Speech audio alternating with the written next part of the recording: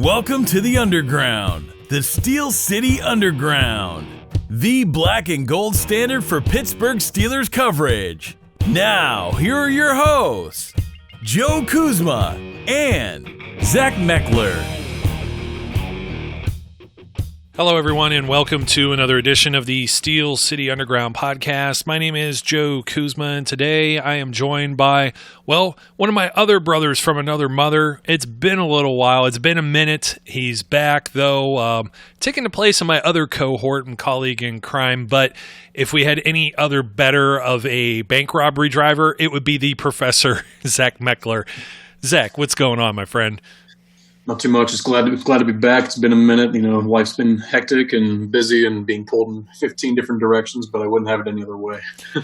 Sometimes I would, and I'm going to be on a long-deserved vacation here. So Brian's going on vacation too, but I think we've got. I think we're going to have everything sorted out. It's going to look good. So, but anyways, you know, I was just thinking about the bank robbery thing. It's that Snickers commercial where probably someone's mom recognizes the guy and she's like, Pete Zacharine. And I was thinking of you. Whenever I hear that, I think I hear Zach is what I hear in that. So, no, that would be kind of interesting scenario there. But there's no one better. I think I would have all you guys for a heist, or maybe even a better.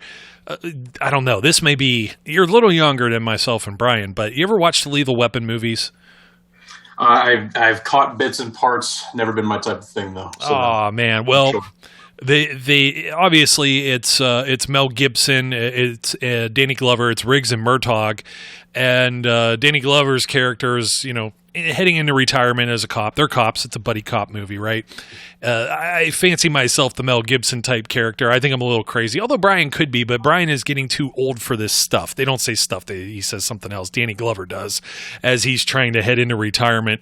And then they add Joe Pesci in, I think, the second movie, actually. I know he's in the third, and then they made a fourth movie that's kind of but you're kind of like the extra guy here, the third wheel, and he has a character named Leo Getz, and it's pretty classic. I would encourage you to check it out because there's still a lot of comedy to it, but yeah, it's the 80s, man. I mean, you got a lot of buddy cop movies and action movies, and that was pretty much all the genres. Now everything's just either a remake or a superhero movie, so which we don't even get that right now. So, you know, we're talking about we make fun of that, you know, oh, I'm getting tired of this. Well, it'd be nice. I mean, I know some of the movie theaters around here are finally getting started up, and they were showing a lot of classic stuff. Like, I know Ghostbusters was being shown, and maybe I don't know, Karate Kid, and of course, maybe I don't know, Casablanca or something. But I don't know. I don't get too far into the classics. I know a lot about a lot of useless information about movies. But it'll be nice, maybe once again, maybe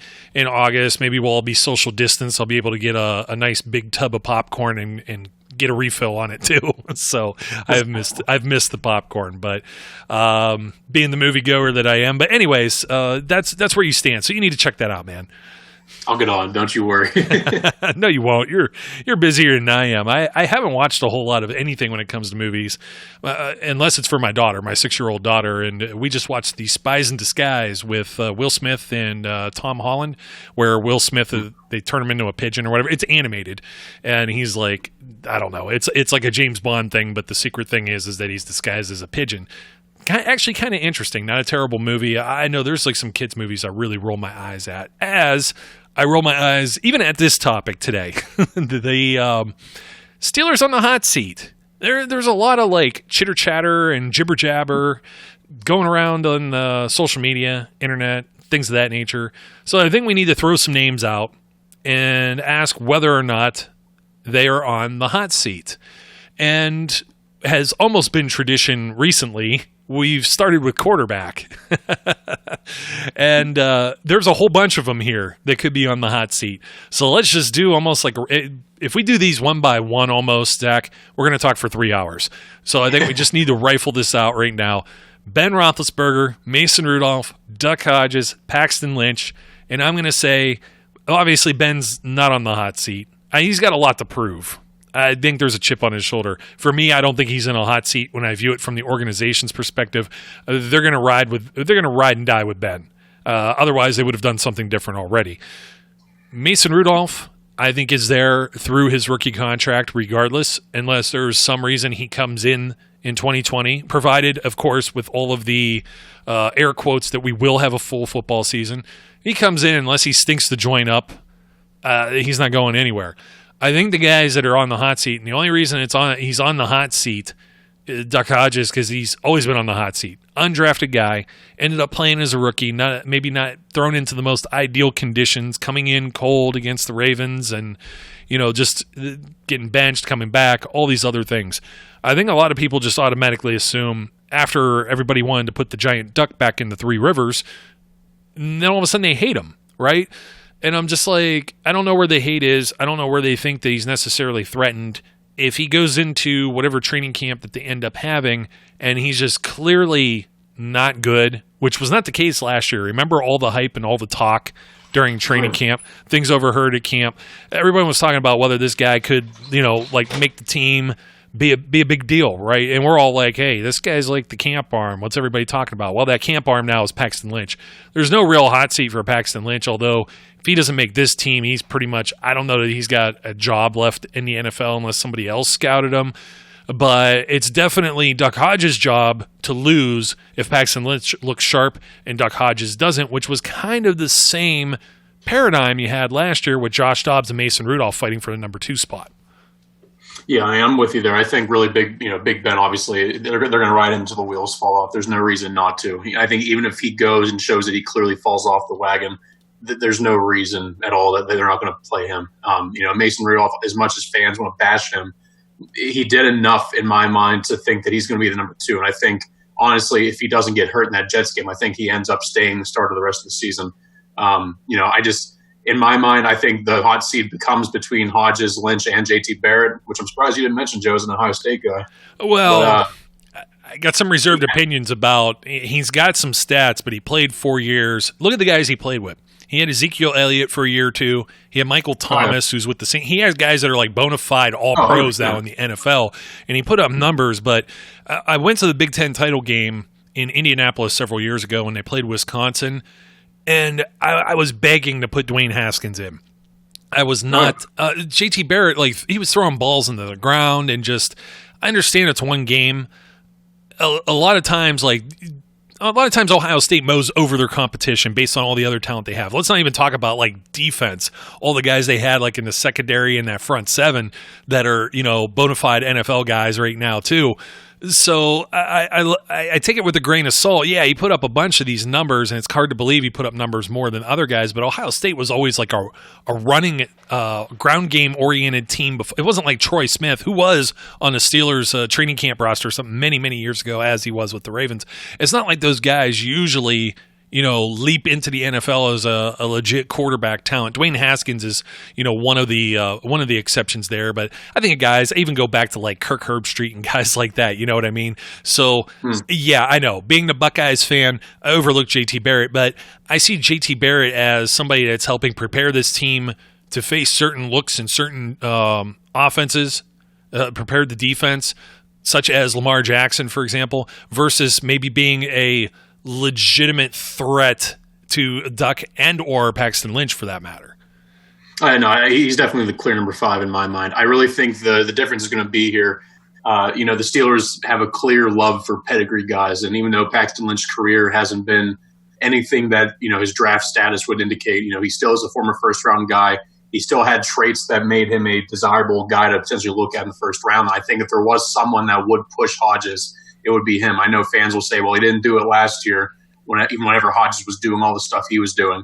But, he came in late area. He had a very sound preseason last year with the Seahawks. I honestly thought he was going to stick with the Seahawks last year.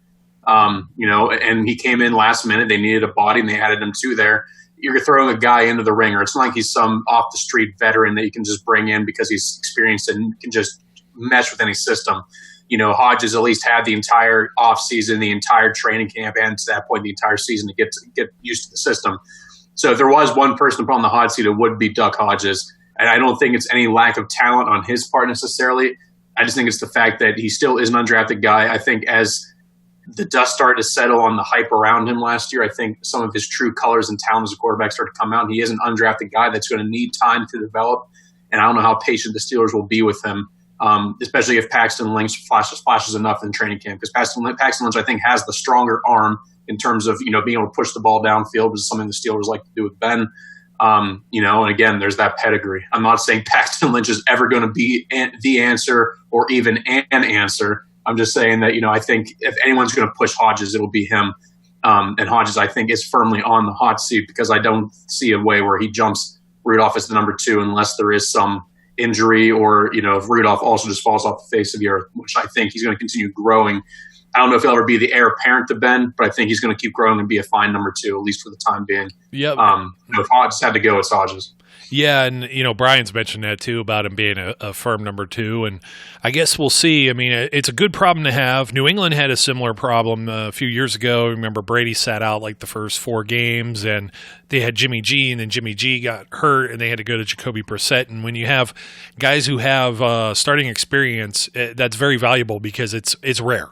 It doesn't always happen. Most of the experience should, and in this case, I think most experience was good. I think we beat this to death with who played in what games, depth charts, this and that, snap counts, and we see the full picture. Most of the people who have been following our podcast here for a while see that full picture. I think it's the people that look on the outside and go, well, they didn't make the playoffs, and I don't even know that they watched the games. They're just like, well, this guy sucks, and it's like, it wasn't like, Rudolph wasn't like an interception machine by any stretch of the imagination. He had the one bad game where I pointed out on Thursday Night Football on a short week playing the Cleveland Browns that he was pretty much terrorized because he was missing James Conner. They were also missing Benny Snell. They were missing, I think Juju came out of that game or got hurt. Conner may have started that game and got hurt too. And then Deontay Johnson got knocked out by Demarius Randall. I mean, there was nobody there. They're just here's a uniform, go out there and play, you know what I mean, on a short week when they're already gassed. So you take those 4 interceptions out of there, and he only threw 5 out of the other 10 games that he appeared with 8 starts. That's pretty solid. Duck threw 5 touchdowns to 8 interceptions in 8 games. Yeah, it looked a little uglier later on. But we had problems like all year long, the Steelers have, with guys who just weren't catching passes. Even you go back to that New England game where Ben was the quarterback. Everybody made fun of Dante Moncrief, but he wasn't the only guy that was dropping passes. Vance McDonald's dropping passes. James Conner's dropping passes. Juju dropped a couple easy ones. And, it's got to be in a vacuum too, because a few of these guys were already guys that are going to be named here shortly. But it's all in a vacuum. Guys aren't always going to catch everything. It just seemed like it was a spotlight was shined on this stuff because of the way the season ended up turning out. If they ended up making the playoffs, if they somehow miraculously, and they could have won 1 or 2 more games, especially earlier on in the season, we may not be having all of these same conversations. You may be calling one of these guys a hero. I might as well, I don't know, I want to flip a coin as far as the running backs or the wide receivers now that I mentioned them. Let's go with the running backs. A lot of people, and I talk about this, from a perspective of, we just talked about putting the duck in the river, but how many people bought a James Conner jersey when he was drafted several years ago in 2017? One of the hottest selling jerseys, and Le'Veon Bell was still the starter. Albeit, his antics, sitting out and then showing up week 1 and all these other things. But James Conner is so loved, being a Pennsylvania guy, being a Pitt guy. And now all of a sudden it's like people are trying to show him the door just because he couldn't stay healthy, or he had some injury issues that may not necessarily be, entirely his fault. Things happen. And we used to have these conversations about Lev Bell back in the day too. And and those were from hits as well, where, you get taken out of the game, and what are you going to do? I think that the case is that Conner's might not have been highlighted as being as severe as Bell's injuries. So maybe he didn't get the same kind of pass, but then again, Bell didn't get that pass back then either. He's the only running back I have on the hot seat. There's no reason to put any of the other guys on there because they're all under rookie deals, and they still got a lot of they still have time to prove their value in the NFL to the Pittsburgh Steelers, like a Jalen Samuels, like a Benny Snell. I don't think any of these guys are in any jeopardy rate of losing their job right now. The reason James Conner, probably the only reason he has the hot seat lit under him, this is his last year of his rookie deal. Will the team bring him back? There's a decision to be made here. And they can't really make that decision until they see whether or not he can play maybe more than 10 or 12 games. If he could be a guy that could be a 16-game guy, and still produce at a very high level. Yeah, actually, I'm gonna flip the script here. The only two guys I think that are in the running back room that aren't quote unquote on the hot seat are Benny Snell and Anthony McFarland. I think mainly because Anthony McFarland's a 4th round rookie, and then you have Benny Snell, obviously, who stepped in and kind of became the feature back. I think he proved enough to warrant another shot here going into second year. Beyond that, I agree that James Conner's on the hot seat. I don't think he's on the hot seat in terms of his job now. He's on the hot seat in the terms of, can he stay healthy? Is he going to get a decent contract after this one expires, either with Pittsburgh or with another team? That's why he's on the hot seat. In my mind, he's auditioning right now for the following year. We know what he can do when he's healthy.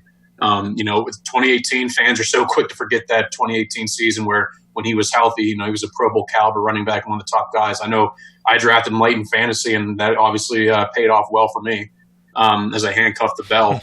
So I think that he's in the hot seat in terms of, can he go through not even a 16-game season healthy, but can he make it even 13, 14 games and stay healthy, not leave games because of nagging, whatever. So I really think that's why he's on the hot seat in that terms. Now, when you go beyond that, my explanation for why guys like Jalen Samuels are on the hot seat, I don't know how the team's going to view him. James Conner stays healthy. You have Anthony McFarland, who I think kind of supplants. Obviously, we're speculating what a rookie's going to do. What a 4th round rookie running back's going to do. I'm not going to sit here and say he's going to be the answer in that regard. But a lot of the things that that Samuels does well, McFarland did well in college and then some. The only difference is the fact that he's not built the same way, but he does pack some punch for a guy his size. I think Samuels has such a niche role on this roster in terms of just being that kind of receiving back type of deal that whenever Connor's healthy, you don't see it as often, especially if Ben's healthy, I should say, because the offense, I'm not going to look at the offenses last year after Ben went down as being an indication of what we're going to see, because we're not going to see, I don't think we're going to see all that Wildcat stuff. As long as Ben's healthy, Ben's going to be on the field, So I think that takes away another hat from Samuels. And I think you look at the fact that if Connor's healthy, Conner can be a receiving threat for you. I don't think there's a need to put Samuels in there except for just giving him blows. And if McFarland steps up in the preseason, do you really need a back that can do that as his primary role? I think he's decent enough as a ball carrier. I just don't think that's his best pure fit. And the one name that, I was excited when the Steelers brought on last year, and I wish that we would have seen more, is Kareth White. I'm not going to say Kareth White's on the hot seat because it's kind of hard to be on the hot seat when you're on a team for half the year and you're a 7th round pick and, you're kind of the odd man out already. But especially now that I think if you had to get a comparison type, it would be Anthony McFarland. The Steelers just put stock in him. And by drafting Anthony McFarland, in my mind, I take that as a sign that they didn't think that Kareth White's skill set was valuable enough to warrant not getting a guy that was very similar in that regard. So really, in my mind, the only two guys that are truly protected in any regard are Benny Snell and Anthony McFarland Jr. I think Conner is, just because he's the starter. I'm not going to mention Trey Edmonds because I think he's only lingering on the roster because of depth issues. And somehow I always forget Ralph Webb is still kind of lingering around. I know the average fan probably can't even pick him out of a crowd, but I just think those guys are kind of on the outside looking in to begin with. But so Kareth White, Jalen Samuels, I think are the two that you're going to see fighting for a lot of ground to try to see if they can sneak on as a 4th back, because I just think that Conner, McFarland, and Snell are all locks to make the roster barring some sort of injury. And I don't think the Steelers are going to keep 5 backs. So in my mind, you have to look, especially when you have the addition of Derek Watt. Something's going to give. I know being on the hot seat is kind of a really speculative argument whenever it comes to guys that are fringe roster players to begin with. But I think Jalen Samuels has been a fixture enough in that backfield to warrant putting him on the hot seat list, even though he's on a rookie contract. If you don't think there's going to be a real defined role for him beyond just a depth piece, special teams guy, and the occasional receiving type back option. Ooh, well, I've got some words in defense of Jalen Samuels, and it has nothing to do with the Wildcat, by the way. I really think part of his inclusion on the team, I think some of it may have been that they weren't sure of the type of receiving back that Conner could be. Yeah. I think another part of this is the goal line situation. And one thing Jalen Samuels does is score touchdowns. Can Benny Snell be the guy? Can he be the hammer to knock it in? I mean, Terrell Watson, the nightmare. He had a short cup of coffee here in Pittsburgh, but he was brought in just to gain 1 or 2 yards here or there. And Jalen Samuels is a guy that, he didn't necessarily have a defined role, and that was part of the reason he fell into the 5th round. Where do you place him at? I think that's why he stays. is because there's a precedent here where the Steelers also had Will Johnson as a fullback and kept David Johnson, if you remember, who was another guy who didn't necessarily have the defined role. You could put him in as a tight end. You could have him in the backfield. And they did that, maybe not often, but maybe just enough to have that wrinkle to their offense. So it'll be interesting to see. I don't necessarily disagree with what you said. I just kind of see that maybe there's enough room here because I don't know. Are they going to throw balls to Derek Watt? It could happen. I mean, they found out Rosie Nix could catch the ball in the most unlikely of ways, and all of a sudden he started getting worked in. Before that guy was never seen anything thrown his way. So, it's one of those things. Speaking of throwing the ball to other guys, let's rifle through some of the wide receivers. In fact, let me not start with the obvious name. James Washington, hot seat or not hot seat? No. I don't think so either. Not yet. No. Still plenty of time, but he's going to be looking over his shoulder because of Chase Claypool. That's also the reason Juju's probably going to be looking over his shoulder too. But that's kind of the grouping there. Deontay Johnson, safe for sure. Unfortunately for Deon Cain, maybe an odd man out with just the numbers thing's going to be interesting here when it comes to the expansion of the roster, expansion of game day. You're going to be able to add people, but then you have to subtract. I don't know why they just didn't do it here. You have this many guys, period. You know what I mean? So it's going to be a little weird to see how transaction wire is going to work this year. Ryan Switzer, without a doubt, is on the hot seat because everyone else that I named, once he got hurt and once his special teams job went away, that was part of the reason. It was that extra ability, that extra that he offered there. I don't know that he offers enough otherwise, which is sad because we were all very excited to have this guy come to the team, be a possession receiver, et cetera, et cetera. So we'll see. We know Ben likes him, think his seat's hot. Me and you have discussed the Juju factor. You don't know for sure that he will be a Steeler next year. In fact, you've hedged your bet on saying he won't. I'm saying I don't know how they can let him go. They bring in Chase Claypool. Juju kind of regresses or doesn't have like that standout season that we thought he was going to have. Mind you, a lot of that due to quarterback play last year too, offensive play in general. I don't like to pin it just on the quarterbacks, but hey, is what it is. There wasn't the same chemistry there as there may have been with Ben. We'll see what ends up happening with Juju. Juju has a big year if there's a big contract, but yet they work in Chase Claypool and feel they get the same thing. I really don't know how this is going to work out. I don't know how hot the seat is for Juju. I would say James Conner's seat's a lot hotter for a variety of reasons. I would say that Juju is enough a body of work, usually not injury prone, et cetera, to where I believe there's a little bit of heat there. There's just not like this blazing fire that some may be thinking about when it comes to talking about him getting another contract. Yeah, no, I think his seat's warm, and that's why I was gonna mention that. I don't think he's in the same playing field as Conner because I think Conner, if he gets hurt again this year, his deal is he going to get paid on next contract? I think Juju could have the same year, and I'm sure people disagree with this. I think he could have the same caliber year or a little bit better than what he had last year. And I still think he's going to get paid by some team because the body of work is there, especially if it's by a team that maybe already has like an established number one receiver on a rookie deal and they give him a short type of deal to give him 1-2. I just think that the body of work has been good enough to prove that he's going to at least get a decent contract. The reason his seat is warm in my mind is he going to get a contract from Pittsburgh or is he going to get a contract someplace else? So in Pittsburgh's eyes, I see it as being warm. And I also agree with you that I think the top spots are kind of settled at this point, barring some unforeseen explosion by a player. I think regardless of what the chemistry is going to look like with Ben, your top guys are going to be Juju, James Washington, Deontay Johnson, and Chase Claypool. This is going to be the nature of what that top four looks like. Those are going to be the guys you see on the field the most. I think Juju has some wiggle room, or the Steelers have some wiggle room with Juju because of the fact that Deontay Johnson takes that sophomore leap that I think every fan in Pittsburgh is hoping to see him take. And if James Washington continues that second half surge that he did over the last 8 games of the season where he really was kind of becoming the vertical threat the Steelers wanted him to be, and depending on what Chase Claypool can be as a rookie, you have to start asking yourself, is Juju really going to be worth paying, $15, $16 million a year that he likely will get if he has another big year? He's worth keeping on the roster. It's just whether or not the team thinks he's worth paying. And that was my whole argument before. Is I'm not bashing Juju the player. I think last year I still believe was more of a fluke. We had 1.5 games to really see him perform, and then the quarterback play kind of fell off the wheels. And he did well when he had Ben there. I mean, he had a good game against the Patriots. He had a good game against the 49ers, where even though Ben was unavailable, the Seahawks, and then Ben was unavailable for the 49ers. He had good games because the schemes hadn't really started to change that much yet. And once teams started keying in and realizing what they had with Mason Rudolph, it kind of became a, best of luck, hold your breath type of situation. I don't see a scenario where any guy on this roster is worth being on the hot seat except for Ryan Switzer or Deon Cain. And I'm going to say Deon Cain because, again, same reason with Kareth White, mid to late season acquisition that really kind of never had a whole lot of traction with the team.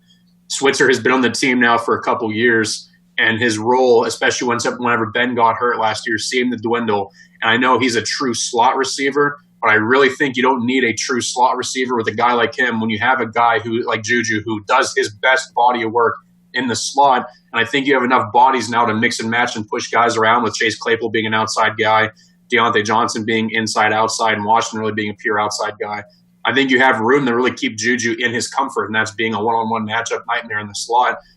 At what point does Switzer become a necessity for you to do that? I don't really see Switzer as being a guy that's going to come in and set the world on fire in terms of production during training camp. I really think that's where it's going to be. If he makes the roster, it's going to be because of his relationship with Ben, because Ben trusts him as just a check down, lob it down option. But I think as a return guy, I think he's losing ground with guys like Deontay Johnson. Maybe they try to give Anthony McFarland some looks as a return guy. I don't think you need Switzer on the roster as much as you might have this time last year. And I really think that he is firmly on the hot seat of all these receivers, just due to the fact of how long he's been around and what we've seen him do compared to what he actually has the potential in terms of obstacles for this upcoming season.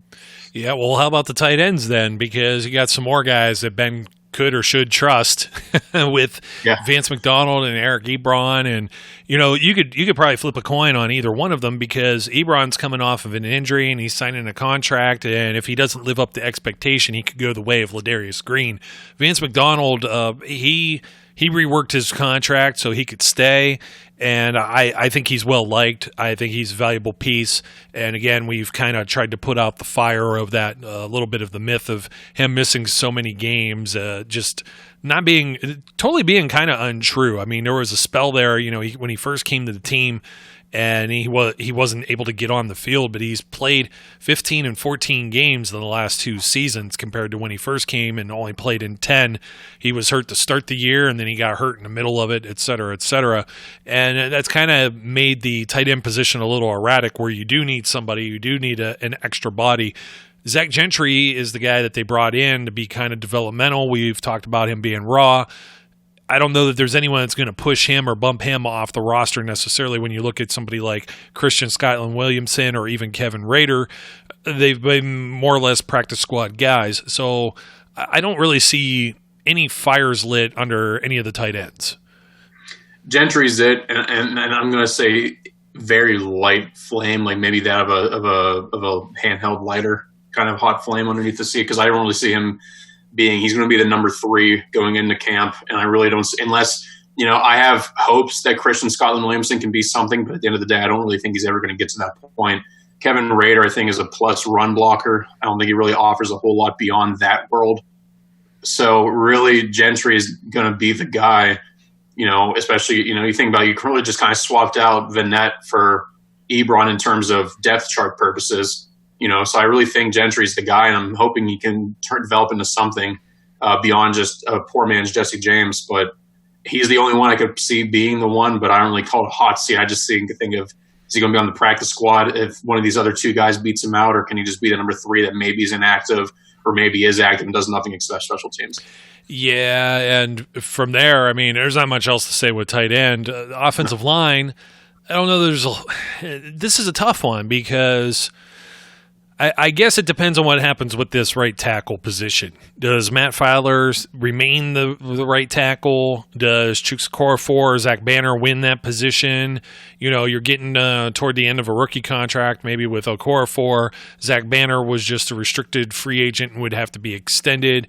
Matt Filer, same deal. Restricted free agent, could be playing left guard. That was the first indication, at least, that came out of, these initial talks with how they're going to work with camp and things of that nature. A lot of people just kind of assumed, I think, that Stefan Wisniewski, who was just signed in free agency, would just jump in and play in Ramon Foster's spot. So I guess we'll see what ends up happening there? Wisniewski's not going to have a fire lit under him. If any of these guys does, Alejandro Villanueva, contract year, older guy, I know Pouncey had been getting some flack. David DeCastro is David DeCastro. Those two guys are all pros. They're going to have to really just overnight, it's like the Cinderella thing where it turns into a pumpkin in order for them to no longer be thought of or to be on some type of hot seat. I don't even know that necessarily Villanueva is on a hot seat. It really depends on not only his play, but his future plans. Does he want to continue playing football past this contract? Are the Steelers going to offer him another contract? What is he? He's 31 right now. So he's not ancient by any means. He'll be 32 next year. He doesn't have all of the tread on him from being a pro football player, having, started it in later years and also converting positions too. So I guess that's the one that's going to be a little more interesting. I know a lot of people, they gripe about the offensive line. We talked about how that was all like a hodgepodge at certain points, and I think, was it like half the season? Was it 8 games, 9 games where they actually had the actual starters, and it wasn't like a consecutive or in a row where it was consistent, and that contributed to a lot of the problems. That's probably why I know a lot of people, we were sitting here scratching our heads. Why didn't B.J. Finney sign with the Seahawks? And it was such a reasonable deal. Why didn't they bring him back? Because they probably didn't feel that they probably felt he was more of the problem than the solution going forward, unfortunately. I felt he was a versatile player. He was solid. He could play center, he could play guard, but you got Stefan Wisniewski, who maybe not as young, but definitely a veteran and probably an upgrade in that aspect, even if he doesn't end up being a starter. So my only guy here is Villanueva, and it's ever so slight right now. We'll have to see how the season goes. Yeah, I struggle to even put Villanueva on there. I really don't know of any guy that's on the quote-unquote hot seat. I think regardless of how the offensive line shakes out, I think you're going to see a very similar depth chart to what you saw last year. In terms of, Finney leaving, I really think that had more to say. I think we could have figured that out by the Rams game whenever, instead of giving him the start, they moved Filer in and had Shooks become the starting right tackle. And I really, in my heart of hearts, think that Okorafor is going to get every opportunity to get that right tackle starting spot. Not saying that Zach Banner is not deserving of that spot. I just think there's a lot more questions regarding his athleticism to be able to hold himself one-on-one in pass protection, even with how he's kind of reformed his body and reshaped his body this offseason. I just think the Steelers have a much higher investment with Okorafor being a third-round pick. I think they're going to want to give him every opportunity to earn that spot. In terms of Wisniewski, I really don't think that he was signed to be the starter. I know all fans think he was. I really think he was just a veteran replacement of B.J. Finney, who honestly I think is an upgrade of a player. Wisniewski is. I think that's really going to be a guy that if you need him to start, he can start. But the Steelers, I think the role is going to be established. He's going to be Marquise Pouncey's backup, which is good because there was always the question of, if Finney were to get, who's the backup to Marquise Pouncey if Finney's starting, I think him being there is great, and you're going to have him be a backup for both DeCastro and for whoever the starting left guard ends up being. And obviously you have Kevin Dotson, who is pretty much entrenched as a spot on the roster, and I think will have a chance to start, but I think 2021 is his more likely route. But Villanueva, I agree, is the only guy that I can even consider putting on the hot seat list, but I'm not going to put him on there because at the end of the day, I think even if he were to call this his last year playing football, or even if it's in Pittsburgh, the question is, can Okorafor bump to left tackle? Do we feel that if the Steelers feel that Okorafor can be the starting left tackle in the future, then I could see them being okay with letting Villanueva go. Or do you try to sign a free agent, or do you draft a rookie early on next year and hope that he can come in and be the starting left tackle in what might be Ben's last season as a starter in the league? So there's a lot of questions there. And for that, I really think that once upon a time, I was fully for the mindset that Villanueva would be gone after this year. But now, as more time's passed, I think he's going to be back. So I'm not even going to bother putting him on the hot seat because I just think if they're going to draft a rookie, I don't see them wanting to throw a rookie in at left tackle in what could be Ben's last season in the NFL. So I think they would do at least 1 or 2 year deal to keep him around and hope for the best in that term. So yeah, I don't know if any guy there. Yeah, throwing a rookie out there is probably not the best thing to do with a guy that's trying to win a Super Bowl at the end of his career or late stages of his career. Speaking of hot seat, I think there's one guy that put himself on the hot seat in a contract year. We look at the defensive line. Cam Hayward kind of alluded to that he hasn't committed to playing here in the 2020 season amidst the whole coronavirus pandemic.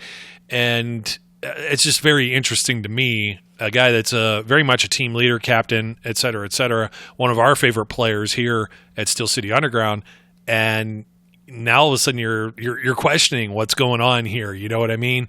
Otherwise I have nothing to say about any of the defensive line. Stephon Tuitt would have to miss a very significant amount of games once again to even be in consideration for that, because then that means he's going to be bouncing back from 2 seasons where he missed a significant amount of time with a very healthy contract on top of it. We don't know anything about Chris Wormley. I don't even get into some of the guys that are really the backups. I think Tyson Alualu has proved his worth, his value, and he knows his role as far as being with the team. So I'm not going to say whether or not he would be back. Of course, when you're dealing with guys who aren't necessarily starters or full-time starters, like a Dan McCullers, is he really on some type of hot seat?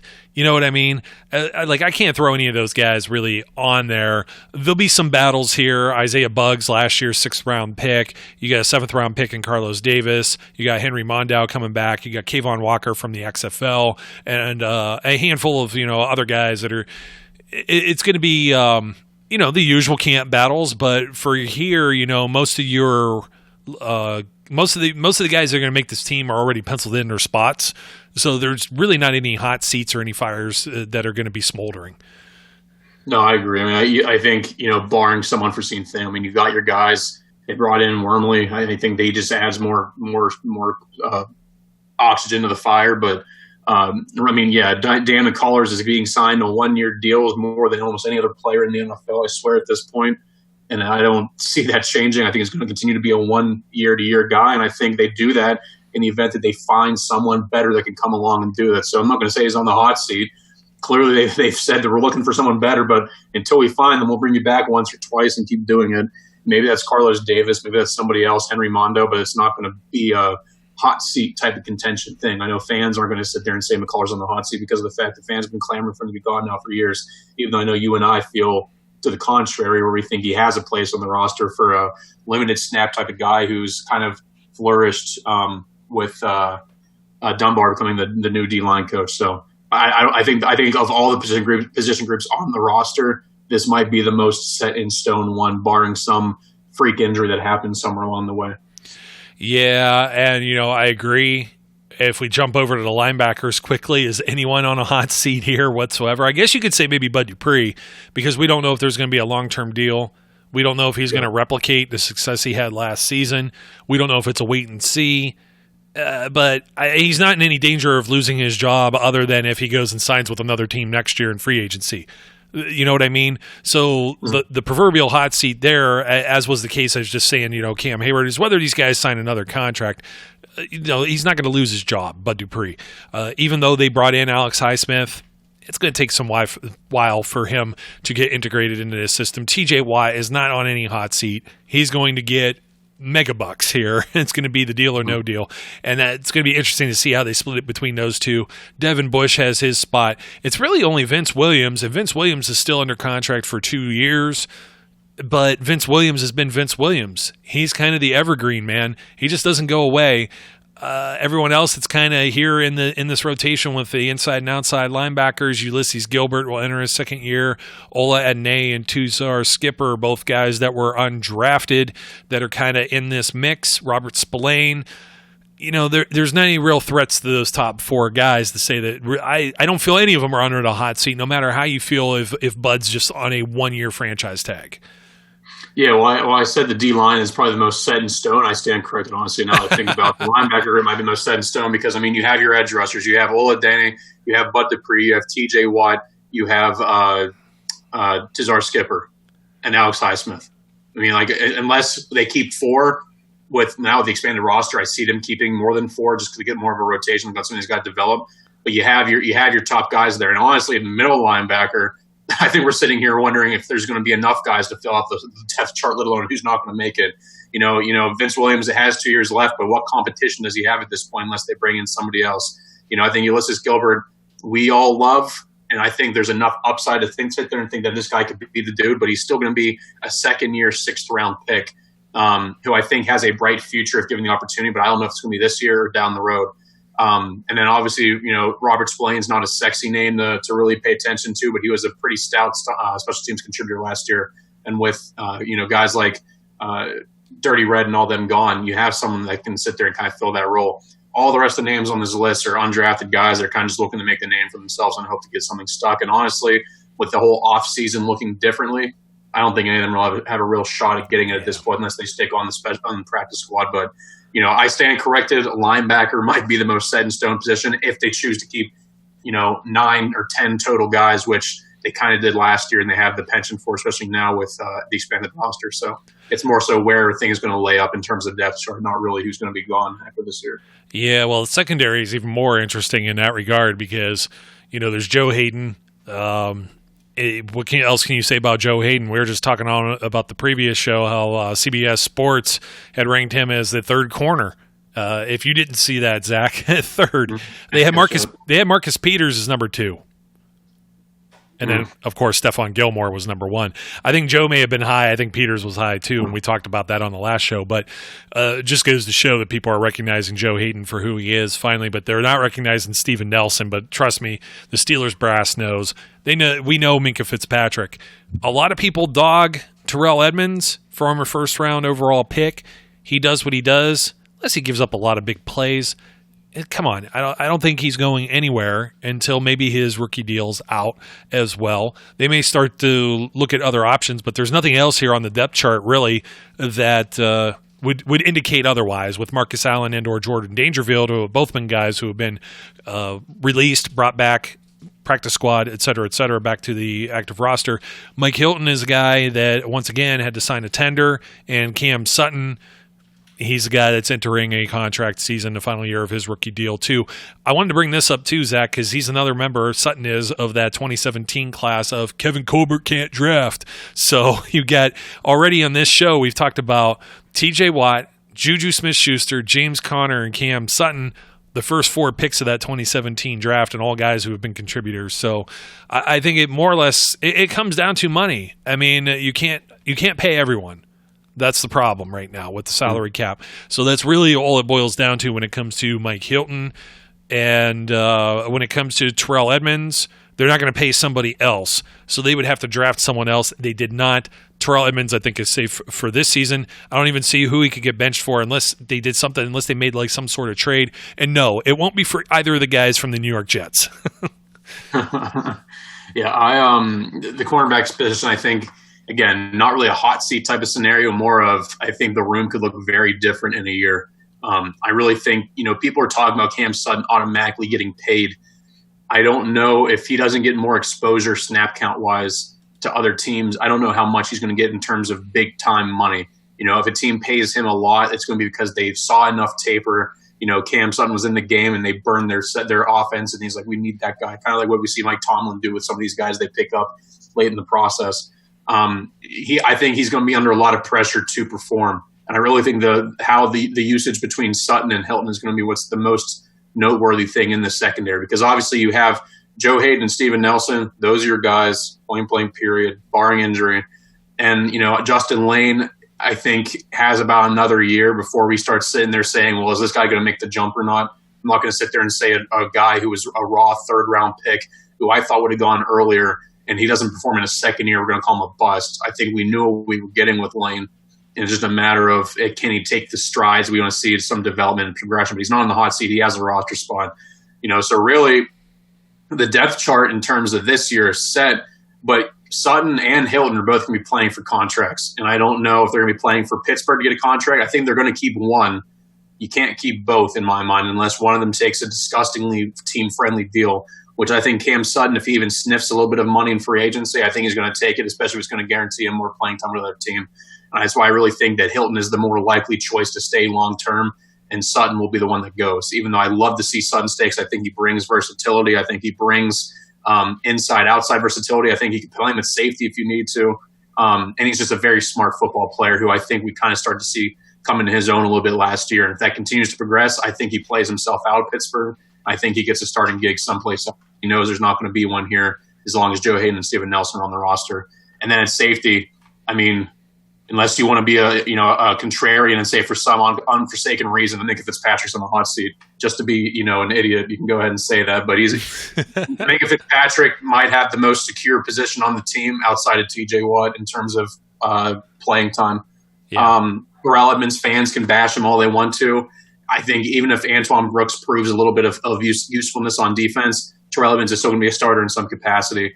Antoine Brooks, I think, as a sixth rounder, is going to have some interesting ways of making the roster, but I still think he has enough to warrant special teams usage. And then it comes down to, you got guys like Jordan Dangerfield pushing for spot. But honestly, the safety group is surprisingly thin, especially when you look at Marcus Allen. I think Marcus Allen, if you want to look at one DB who's on the hot seat, I think it's Marcus Allen, because I think Jordan Dangerfield has enough usefulness on special teams, and he knows the system. He's been around a lot. I think he has an inside route of making the team.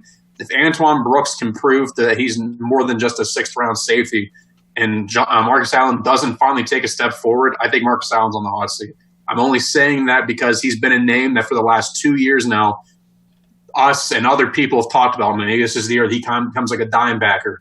Maybe he kind of pushes Edmonds for some playing time and strong safety. He was a practice squad player that got beat out by a guy from the AAF last year. I know they were different positions, but in my mind, I think if we had to pick one guy, Marcus Allen is on the hot seat. I think if he doesn't do it this year, the only thing he has saving him is the fact that there isn't that much depth at safety on this roster. But I really think that the Steelers are going to lose patience with him quickly if he doesn't start proving that he can do something other than just be a thumper that kind of is a liability in space. I'm hoping that he does well, because I was pulling for Marcus Allen when the Steelers drafted him, even though I'm not a big Penn State guy. But I think that he is getting to the point where if he doesn't make enough strides forward as a developmental mid-round guy, you're not going to have a spot for him on the roster. If you have some other guys you think are more intriguing, you might have higher upside down the road. Yeah, I totally agree with that as well. And it's just, they have another guy there that they got in Tyree Cannell from another XFLer. I don't know. Does it have the Cam Kelly effect again? I have no idea. So we'll find out, I guess. And then as far as your specialists are concerned, there's really only one guy on the hot seat, and we know who it is. It's Jordan Berry. So myself and Brian, we just talked about that a little bit on one of these recent episodes, Zach, and we basically said there's someone coming into camp once again. And, if Berry's inconsistent, it's one of those positions just like any of these other ones where you only keep one guy on the roster. It could be at a blink of an eye. Kicker, punter. Brian said it eloquently. If your job is to make contact with the football with your actual foot, your job's pretty much always in jeopardy. And I don't know, a lot of people would have said that about Chris Boswell the year before, but I think he's gotten a reprieve and the attention has finally come off of him. And, some of that attention was because he had just signed a large contract, and whether he was injured or not, missing some of those field goals, who's to say? But he rebounded somewhat last year. I don't know that he had a whole lot of opportunities to show that he was the man outside of a game or two, but he still looked like the old Chris Boswell. I know people, once they get that in the back of their head, it's mental. It's mental with the kickers. It's mental with the fans. You're watching it and you're like holding your breath. You know what I mean? So it's always something where it could be, you snap your fingers and that guy's gone. I just think Jordan Berry's the one that a lot of people have had some ire with over the years. I still think he was better than many of the guys that preceded him, and that's the reason he's been here so long. We'll wait and see if the latest guy, Corliss Waitman, who comes into camp, is going to be the one to bump him off the roster. Yeah, Corliss Waitman's an interesting guy. I got a chance to watch a little bit of him, but not a whole lot, because you'll excuse me, I don't watch, punter and kicker tape very much when I'm doing my or South Alabama. Or South Alabama for that matter either, yeah. I think the last one was Gerald Everett, and that was one because he was being talked about as a top-tier guy. But, I just think realistically Corliss Waitman is a camp body who is probably auditioning for another team. And I know Berry gets a lot of slack. The thing is with Berry is not his talent, because when he makes connection with the ball, he's good.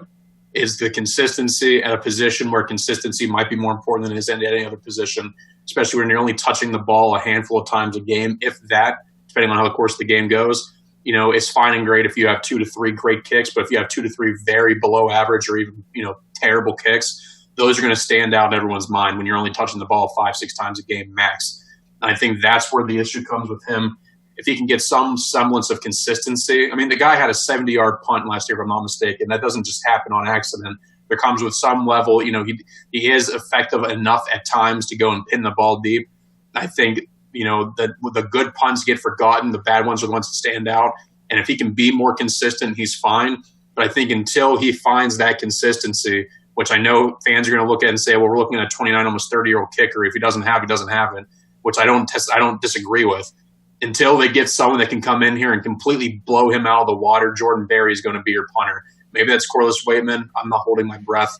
But I think Berry just needs to find some consistency, and hopefully he does that, because the good punts are good. And if you say they're not, you're just trying to say he's not, just to sit there and continue to be in a Yinzer that says that, Berry sucks, need to find a new guy.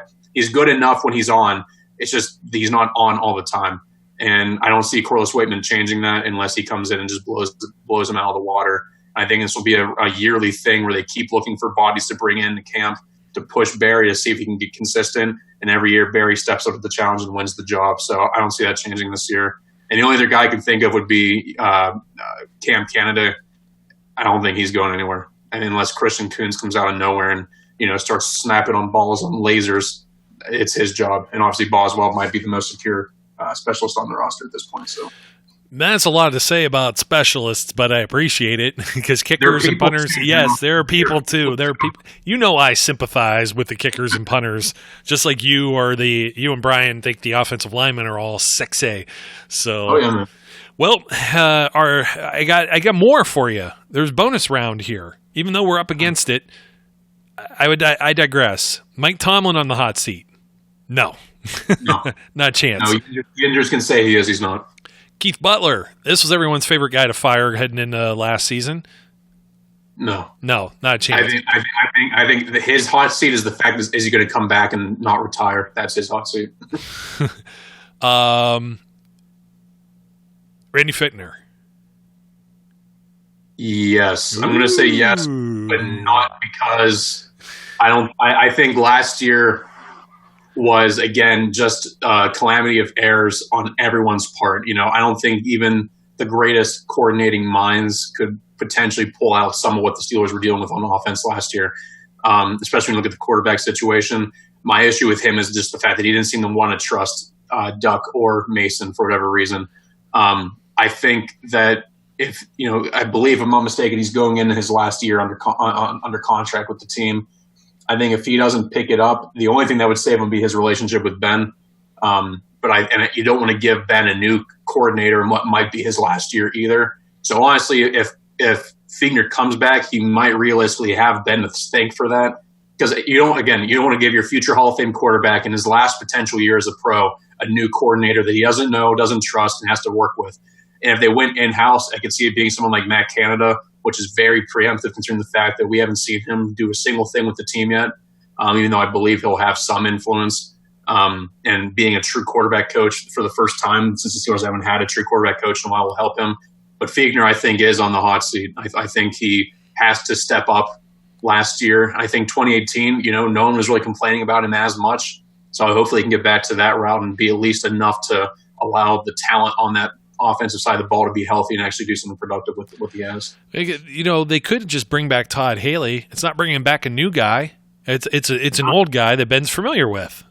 Yeah, I heard Ben loves him. Last time yes, love is the key word there, right? That was the word that popped in my head first. Actually, other words popped into my head. Was that the Colts game? I think, where they caught Ben they were mouthing something, and Todd Haley mouthed something on the sideline. It was pretty much "F you, Ben," I believe, if I remember correctly. So. So yeah, definitely. It's just like a family. They fight. We fight. Everybody ends up getting along. I don't know. I think Todd's probably happy just having the radio job and helping some high school kids. Well, prior, I don't know how that's going to work for you guys in Pennsylvania or Western Pennsylvania when it comes to high school sports. Already hearing that they want everybody to wear a mask. You got, you got the Big Ten going to conference only, and Ivy League pulling this, and other conferences doing that, and it's just. We'll see what happens. Hopefully there's an NFL season, because otherwise we'll just have to come back to this same episode and find out who's on the hot seat for 2021. But I digress. We're up against it. Thanks for joining me again, Zach. And I missed you, buddy, so don't make it too far and few in between for the next one. It was a pleasure to be back. Thanks for having me on here. And, hopefully we have some semblance of football here because Lord knows I'm deprived at this point. So, deprived, depressed, and in need. And that's usually when we know football season's going to happen and just around the corner. It's like, it's too much time in between. There's 4 seasons, right? There's what? Yeah. There's winter, there's spring, there's summer, and then there's football. That's the way it works in our household too, buddy. So anyways, that is Zach. My name's Joe. Don't forget to like, comment, and subscribe. And we encourage all the listeners out there until next time to be safe, be good, and we'll catch you later.